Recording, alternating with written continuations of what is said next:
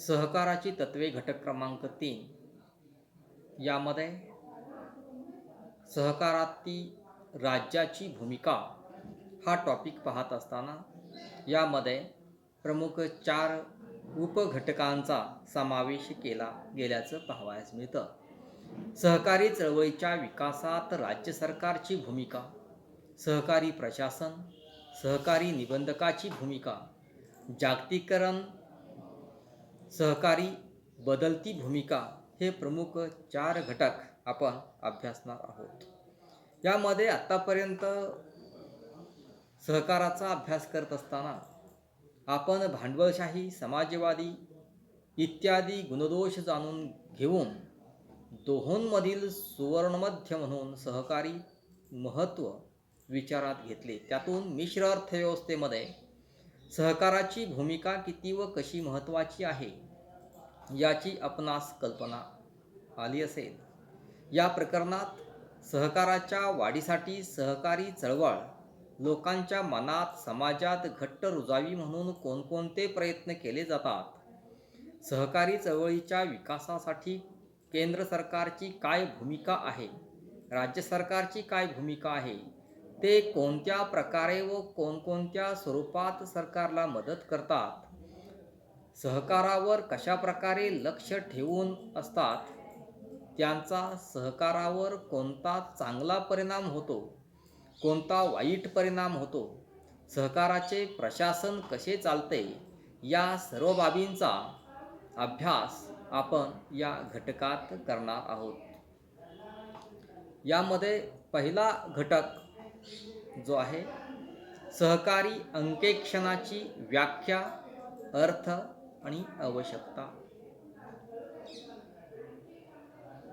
हे पाहत असताना आपण सर्वप्रथम इसवी सन 1904 पासून सहकारी चळवळीच्या विकासातील राज्याची भूमिका नेमकी काय आहे हे जाणून घेणं गरजेचं असल्याचं पाहावयास मिळतं. इसवी सन 1904 पासून भारतात सहकारी चळवळ उदयास आली आणि स्वातंत्र्यानंतर सहकारी चळवळीचं महत्त्व वाढत गेलं. त्या कालखंडात सरकारनं सहकारी चळवळ प्रबळ करण्यासाठी प्रयत्न केल्याचं पाहावयास मिळतं. एकंदरीत सहकारी चळवळीचा विकास, सरकारची भूमिका ही पाहणं अत्यंत महत्त्वाचं असून विकसनशील आणि आर्थिकदृष्ट्या मागासलेल्या राष्ट्रात गरिबी, दारिद्र्य, मागासलेपणा, उद्योगधंदे, आर्थिक विषमता, दारिद्र्याचे प्रचंड प्रमाण, भांडवलाचा अभाव यासारख्या अनेक समस्या आढळतात. या निर्माण झालेल्या समस्या सोडवण्यासाठी व देशाच्या आर्थिक विकासाचा वेग वाढवण्यासाठी सहकार हा एक प्रभावी उपाय असल्याचं आपणास पाहावयास मिळतं. त्यात सरकारची भूमिका अत्यंत महत्त्वाची असून भांडवलात मदत करणं एक सरकारची महत्त्वाची भूमिका असल्याचं पाहावयास मिळतं. अनेकदा सहकारी संस्था पुरेशा प्रमाणात भांडवल उभे करत नाहीत, त्यामुळं त्यांच्या आर्थिक व्यवहारावर मर्यादा पडतात. अशा वेळी सरकार सहकारी संस्थांच्या भागभांडवलाच्या उभारणीस मदत करते. राज्य सरकार सहकारी संस्थांच्या भागभांडवलाची खरेदी करते. याशिवाय सरकार सहकारी संस्थेच्या कर्जरोख्यांना हमी देते. उदाहरणार्थ, राज्य सरकार भूविकास बँकेमार्फत विकल्या जाणाऱ्या कर्जरोख्यांची रक्कम परत करण्याची हमी देते. यामुळे या संस्थांना पुरेशा प्रमाणात भांडवल उभे करून आर्थिक व्यवहारांचा विस्तार करण्याच्या दृष्टिकोनातून विशेष सहकार्य केल्याचं पाहावयास मिळतं. व्यवस्थापकीय सहाय्य यामध्ये केंद्र सरकार व राज्य सरकारे सहकार खात्यामार्फत सहकारी संस्थांच्या व्यवस्थापकीय व इतर समस्या सोडविण्याचा प्रयत्न करतात. सहकारी संस्थांची स्थापना, दैनंदिन कामकाजात समस्या, लेखापरीक्षण इत्यादी बाबत सहकारी संस्थांना मार्गदर्शन केले जाते. तसेच या संस्थांना पूर्णवेळ किंवा अर्धवेळ सेवा करणाऱ्या कर्मचाऱ्यांचा पुरवठा केला जातो. प्रारंभीच्या कालखंडात सहकारी संस्थांना निधीअभावी पुरेशा प्रमाणात कर्मचाऱ्यांची नेमणूक करता येत नाही. विविध कायदे अंमलात आणणे.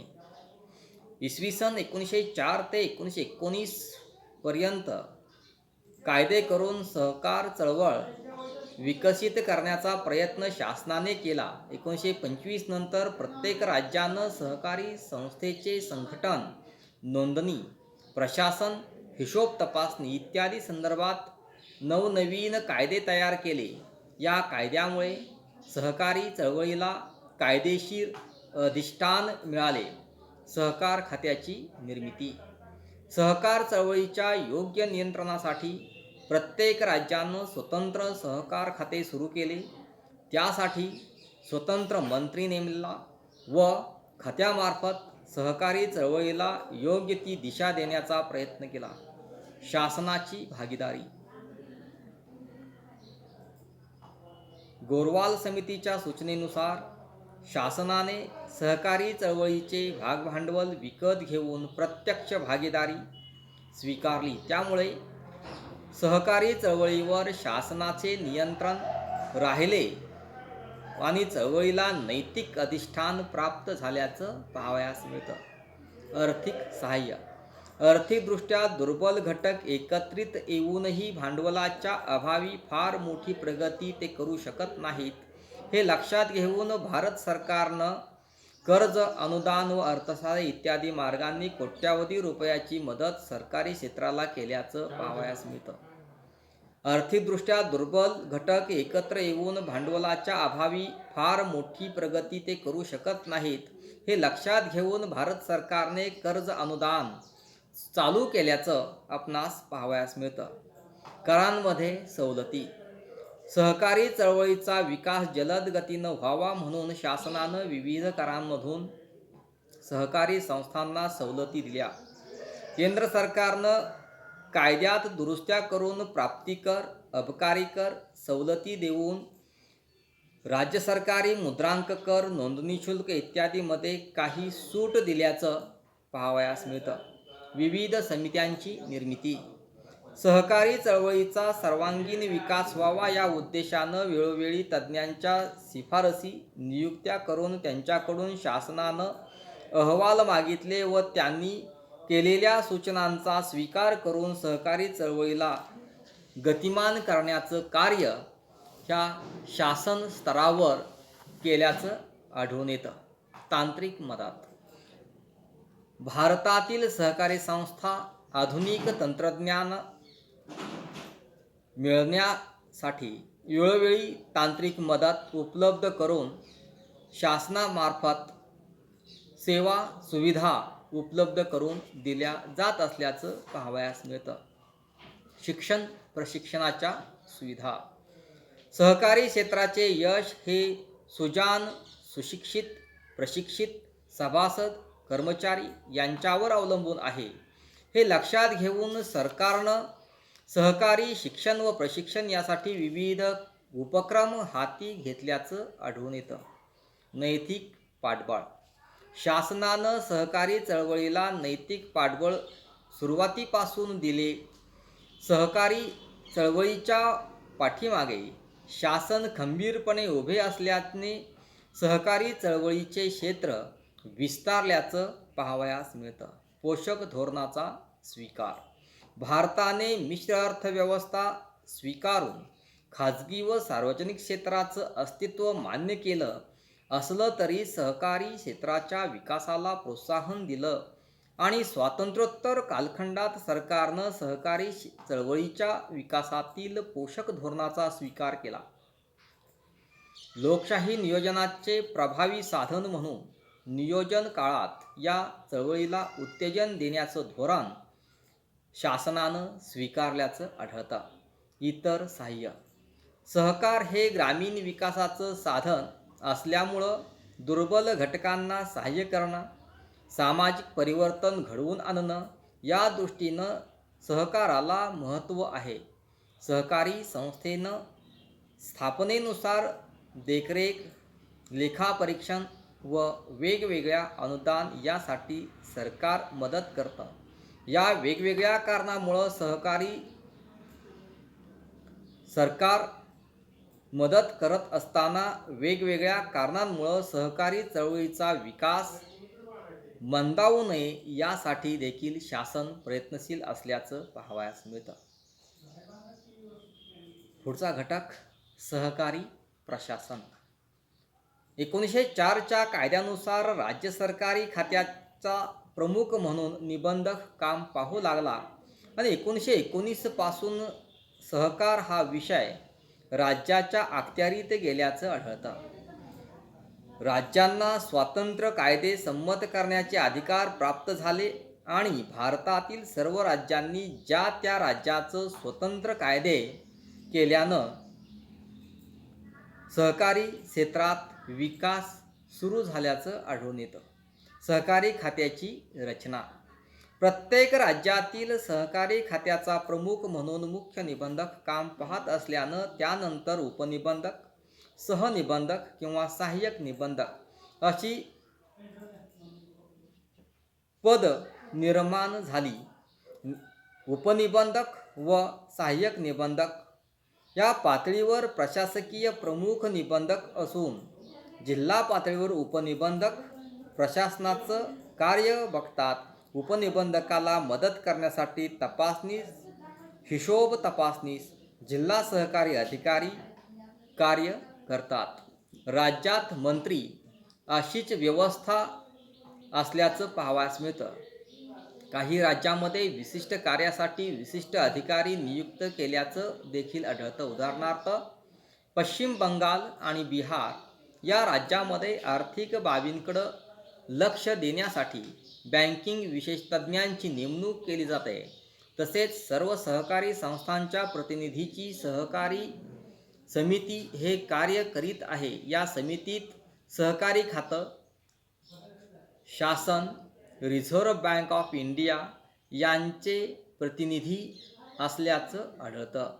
सर्वसाधारणपणे सहकारी क्षेत्रामध्ये सर्व नियम कायदे या समितीत चर्चा केल्यानंतर निश्चित केले जातात. सहकार प्रशासनासंदर्भामध्ये आपणास विविध अधिकाऱ्यांसंदर्भात प्रशासनाबाबत काही माहिती जाणून घेता येईल. आकडा 1 निबंधक. सर्व सहकारी संस्थांची नोंदणी निबंधकाकडे केली जाते. निबंधकाला त्या संबंधीच्या कायद्याची व्यवस्था पाहण्याचे अधिकार असतात.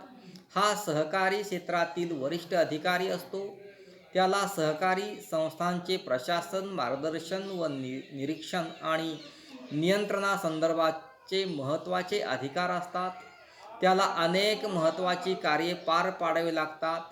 राज्यातील सहकारी क्षेत्राच्या विकासासंदर्भामध्ये धोरणे निश्चित करणं, सहकारी संस्थेतील सभासदांबाबत आलेल्या तक्रारी हाताळणे, पोटनियम व त्यातील बदलास मान्यता देणे, राखीव निधीची सहकारी संस्थांना इतरत्र गुंतवणूक करावी असल्यास त्याला परवानगी देणं, संस्थेच्या हिशोबाची तपासणी करणं, एखाद्या संस्थेचा कारभार योग्य प्रकारे कायद्यानुसार चालत नसेल तर त्या संस्थेतील संचालक मंडळ नियमानुसार बरखास्त करणे अशी अनेक कार्ये निबंधक पार पाडतो.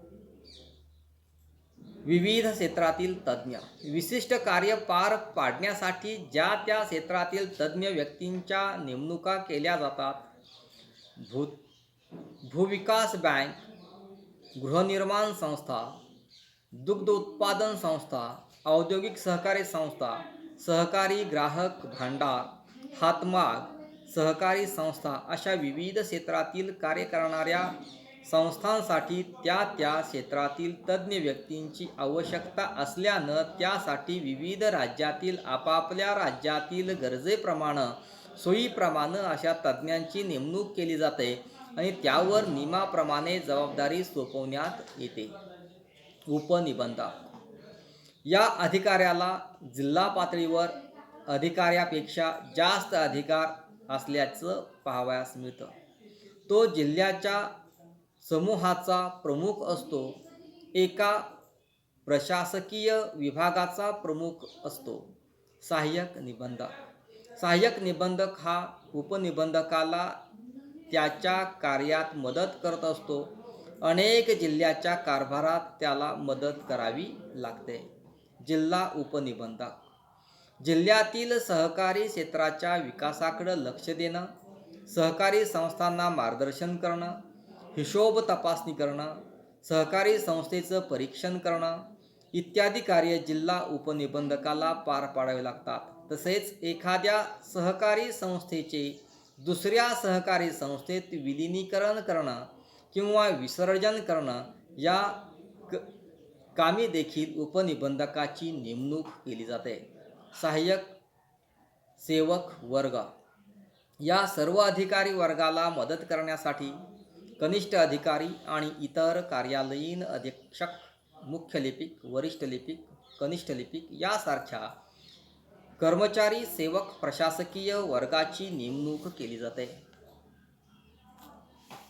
सहकारी निबंधकाची भूमिका. सन 1904च्या कायद्यान्वये निबंधक रजिस्ट्रारची जागा राज्य सहकारी खात्याचा प्रमुख म्हणून करण्यात आली.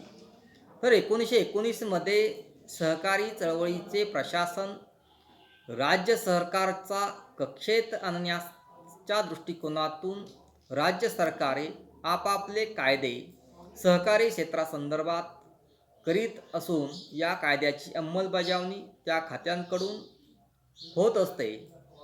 निबंधक हा सहकारी चळवळीचा मित्र, मार्गदर्शक, तत्वचिंतक मानला जातो, कारण हे विकासाभिमुख असलेले खाते असून निबंधकाच्या हाताखाली मुख्य कार्यालयात अनेक विषयावर संयुक्त निबंधक असतात. प्रादेशिक पातळीवरही संयुक्त निबंधक असतात. त्यांच्या खाली 35 उपनिबंधक असतात. महाराष्ट्रात दर जिल्ह्यागणिक एक उपनिबंधक सहकारी चळवळीचे निबंधकाचा प्रमुख म्हणून देखरेख, नियमन, नोंदणी व विसर्जनादी अधिकार असलेला नेमला जातो. ऑडिटचा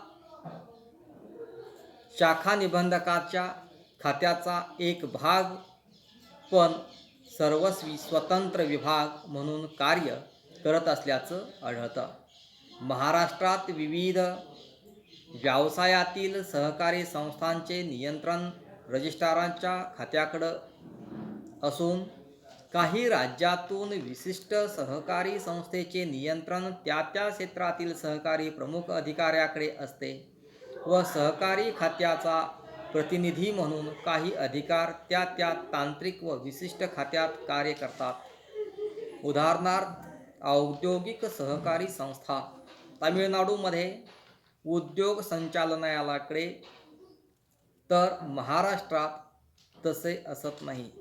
तीच गोष्ट जंगल कामगार संस्था, मासेमारी इत्यादी संस्था सांगता येईल.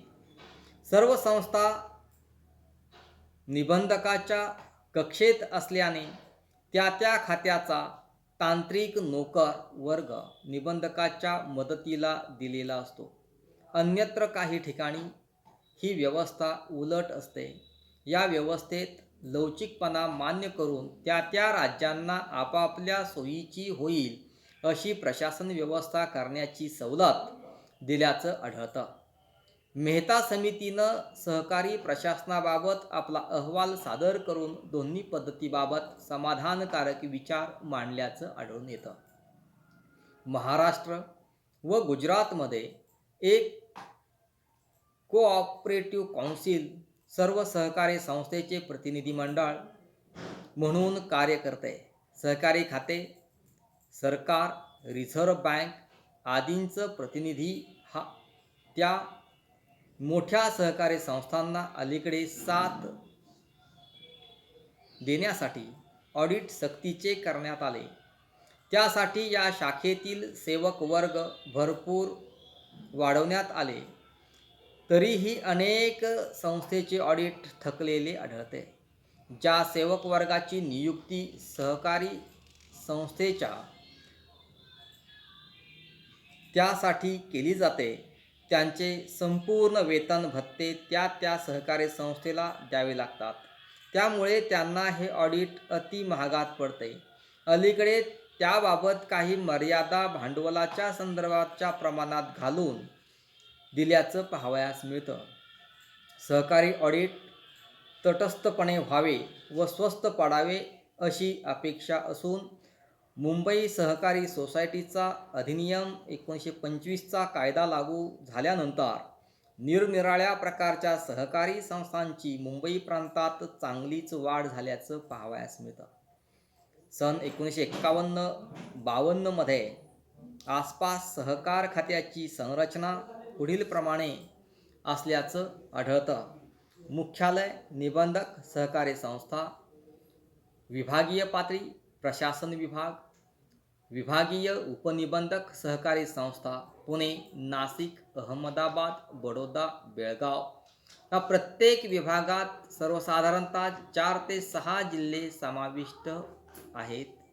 काही जिल्हे अखत्यारीत आहेत.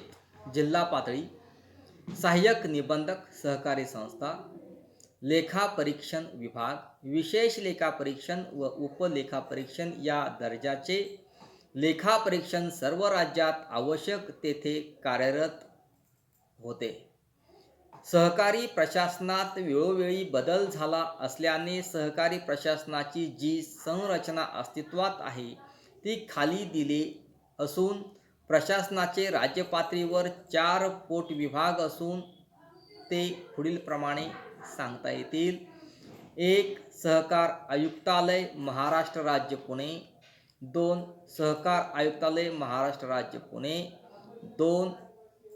पणन संचालनालय महाराष्ट्र राज्य पुणे. आणि 4. हातमाग, यंत्रमाग व वस्त्रोद्योग संचालनालय महाराष्ट्र राज्य पुणे. असे एकूण 4 विभागांमध्ये सहकारी प्रशासनाची गरजेनुसार संरचना अस्तित्वात आली. पुढचा घटक निबंधकाची भूमिका. सहकार हा विषय स्वातंत्र्यानंतर राज्याच्या अखत्यारीत आल्यानं सहकारी चळवळीच्या विकासासाठी राज्य सरकारांनी स्वतंत्र सहकार खाते निर्माण केले. सहकार खात्याच्या प्रशासनासाठी विविध भागांची निर्मिती करण्यात आली. त्यासाठी स्वतंत्र अधिकारी नियुक्त करण्यात आले. सहकारी संस्थांच्या दृष्टिकोनातून विचार करता सहकारी संस्थेची निर्मिती होण्याची किंवा नोंदणी करण्याचे कार्य निबंधकाकडून केले जाते. या संस्थेच्या नोंदणीपासून त्यांना मार्गदर्शक व पर्यवेक्षक म्हणून निबंधकाची भूमिका महत्त्वपूर्ण ठरते. सरकारचा विकास व वाढ करण्याचे काम निबंधकाकडून केले जाते.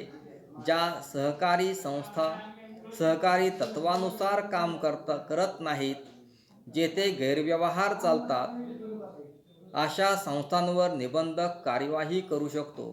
त्याचबरोबर लेखापरीक्षकांनी सहकारी संस्थेच्या हिशोब तपासणीच्या अहवालात दर्शविलेल्या त्रुटी सहकारी संस्थांना दुरुस्त करावयास लावणे हे कामही निबंधकास करावे लागते. सहकारी संस्थेमध्ये काही वेळा निर्माण होणारे संघर्ष सोडविण्यासाठी त्यांच्यात समेट घडवून आणण्याचा प्रयत्न करणं तसेच दोषी व्यक्तींवर कारवाई करणं ही भूमिका निबंधक पार पाडतो. सहकारी संस्थेची नोंदणी करणं, त्यांच्यातील वाद मिटवणं, संस्थेमधील दोष दाखवून ते दुरुस्त करून घेणं, भ्रष्टाचारावर नियंत्रण तसंच काही विशिष्ट परिस्थिती काही संस्थेची नोंदणी रद्द करून संस्था बंद करणं यासारखी भूमिका निबंधक पार पाडत असल्यामुळं त्यास सहकारी संस्थेचा ब्रह्मा, विष्णू आणि महेश संबोधलं जातं. निबंधकाची कार्ये. सहकारी खात्यातील निबंधकांना विविध प्रकारची कार्ये करावी लागतात. त्यांचं वर्गीकरण प्रामुख्यानं 3 गटात केलं जातं. पहिला आकडा वैधानिक कार्य, नियंत्रणात्मक कार्य आणि विकासात्मक कार्य. यामध्ये पहिला घटक वैधानिक कार्य. सहकारी संस्थेची नोंदणी करणं, सहकारी संस्थेच्या नोंदणीसाठी आवश्यक असणारी कागदपत्रे, उदाहरणार्थ नोंदणीचा विहित नमुना, पोटनियमाच्या 4 प्रती, ना हरकत दाखला, बँक सिल्की प्रमाणपत्र इत्यादी निबंधकाकडे सादर करतात. निबंधक या सर्व कागदपत्रांची तपासणी करून सर्व बाबींची पूर्तता होत असल्यास सहकारी संस्थेची नोंदणी करतो व त्याबाबतचं प्रमाणपत्र सहकारी संस्थेत दिलं जातं. पोटनियम मंजुरी व दुरुस्ती मान्यता देणे. सहकारी संस्थेने नोंदणी करतेवेळी पोटनियमाच्या 4 प्रती जोडलेल्या असतात. संस्थेने केलेले पोटनियम कायदेशीर व परिपूर्ण आहेत याचा अभ्यास निबंधक करून त्या पोटनियमास मंजुरी देतो. तसेच सहकारी संस्था ज्यावेळी प्रत्यक्ष कामकाज सुरू करतात तेव्हा काही अडचणी निर्माण होतात किंवा सभासदांच्या व संस्थेच्या सोयीसाठी पोटनियमात दुरुस्ती करतात. ही दुरुस्ती निबंधकाच्या मंजुरीने करता येते. निबंधक सहकारी संस्थेच्या पोटनियमातील दुरुस्तीची मागणी, त्यांची गरज तसंच कायद्यातील तरतूद या सर्व बाबींची पडताळणी करून पोटनियमातील दुरुस्ती मंजूर करून देतो. सहकारी संस्थेचा वर्ग ठरविणे. निबंधकास महाराष्ट्र सहकारी संस्था कायदा 1960 कलम 12 नुसार सहकारी संस्थेचे वर्गीकरण करण्याचा अधिकार असून नियम 10 नुसार सहकारी संस्थेचे वर्गीकरण 11 विविध गटात करण्यात येत असल्याचं आढळतं. या गटांमध्ये